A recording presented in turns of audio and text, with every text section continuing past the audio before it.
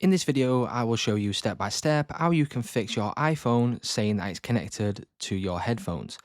Now, the first thing we need to do is scroll down from the top right hand corner, and where your volume is here, what you'll see usually if it is connected to headphones is you'll see an headphone symbol.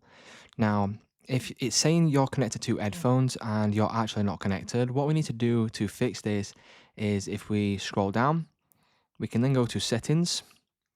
Once we head over to our settings, we can then select Bluetooth. And the first thing that we can do is we can turn off our Bluetooth. Once we do this, this might work, and obviously that might then disconnect any headphones that might be connected, or it will just go ahead and disconnect everything from your Bluetooth. Now, if this doesn't work, what we need to do is we can enable Bluetooth again, and then under My Devices, you'll see all of your different devices that you have connected to your device.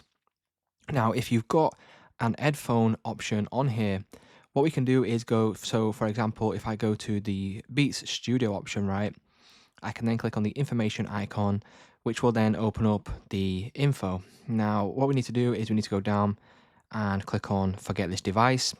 And then once we select forget this device, that will then remove this from our Bluetooth list. And then that should then work and fix the problem where it's saying you're connected to your headphones.